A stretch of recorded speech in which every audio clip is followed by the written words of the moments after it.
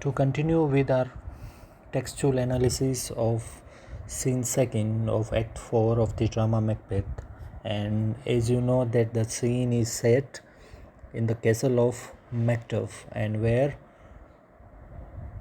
Lady Macbeth and her son are having a dialogue, and it is a very interesting dialogue. And in that dialogue, when Lady Macbeth asks her son that how would you live without your father, then the son replies very cleverly that he would live like a bird. And when the son asks to the mother that how would you live without your husband, then the mother replies that I can buy 20 husbands from the market. Then again the son says that if you would buy the husbands from market, then you would again sell them. And then again Lady Macbeth asks her son that your father was a traitor and that's why he fled from here. Then the son asks to the mother that what is a traitor. Then the mother replies that a traitor is a person who takes some pledge but breaks it. So it is a very nice conversation between a mother and the son, means Lady Macbeth and her son. So that was the action in our previous lecture, and now I am sharing the text from where we will start our textual analysis further of this scene. Yes, as you can see that there is Lady Macbeth and she is talking to her son, and she says, poor prattler, how thou talkest. Then Lady Macbeth says that poor prater means talkative. So poor talkative boy, you how nicely you talk. So it was a very pretty conversation between the son and the mother. Then at that time enter a messenger. Enter Satan and murderers. Satan means servants and murderers. Then when Lady Macbeth sees those people, she asks, what are these faces? Messenger. Satan says, bless you, fair dame, I am not to you known, though in your state of honor I am perfect. I doubt some danger does approach you nearly. So messenger comes there and warns Lady Macbeth that may God bless you, madam. So I am not known to you, though I know very well your high rank. Though in your state of honor I am perfect, I doubt some danger does approach you nearly. So I warn you that some danger is approaching you very soon. If you will take a homely man's advice, be not found here. And he further says that the messenger further says that if you take the advice of an ordinary man like myself, you should leave this place at once. Hence with your little ones, and I would suggest you to run away from here with your little children. To fright you thus, methinks I am too savage, and I am sorry I have frightened you thus, but it would have been worse if you are not warned. So to do worse you were fell cruelty, which is too high your person. So but it would have been worse if you are not warned of the danger which is too near you. Heavens preserve you. I dare abide no longer. So may God protect you. I cannot dare to stay any longer. Lady Macbeth, whither should I fly? Then Lady Macbeth asks, where should I run away? I have done no harm, and I have done no harm to anybody. But I remember how I am in this earthly world where to do harm is too often laudable, to do good sometimes accounted dangerous folly.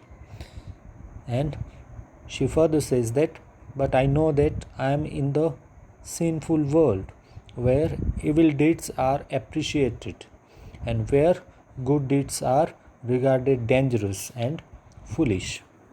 So, but I remember how I am in this earthly world where to do harm is often laudable and to do good sometime accounted dangerous folly. When then, alas, do I put this womanly defense? And she further says that, then why should I make this womanly excuse to say I have done no harm, and to say this, that I have done no harm to anybody? It is a kind of excuse for a woman. Enter murderers. So at that time, the murderers enter there. What are these faces? First murderer, where is your husband? Then the first murderer asks, where is my husband? Lady Macbeth, I hope in no place so unsanctified where such as thou mayst find him. Then Lady Macbeth says that, I hope that my husband is not at such an unholy place where a man like you should find him. First murderer, he is a traitor. Then the first murderer says that your husband is a traitor. The son, thou lies, thou shaggered villain. Then the son replies that you tell a lie, shaggy-headed villain. First murderer, what you egg, stabbing him.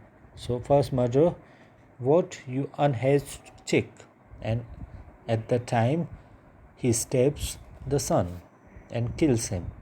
Young fry for treachery. Son, her has killed me, mother. Run away, I pray you. Then the son says that, oh mother, he has killed me. Run away, I pray you.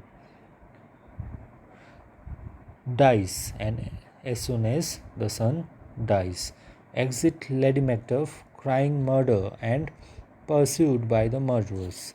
And then Lady Macbeth tries to run away from there, and she is crying murder, and the murderers followed her. So in this way, this is the end of scene second of Act 4, and it is also an important scene in the context of this drama. And here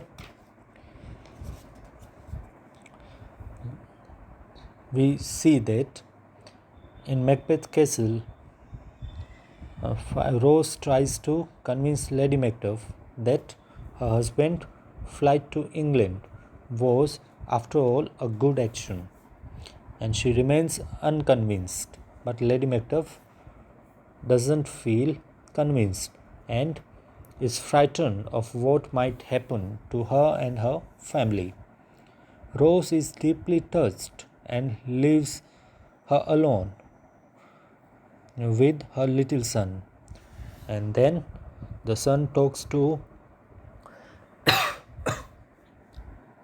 her mother about his father. A messenger rushes in to say that their lives are in danger, but she and her family have nowhere to go for protection. Murderers enter and kill them all. So in this way, the scene has been censored as unnecessary and too painful. but the scene is almost a dramatic necessity.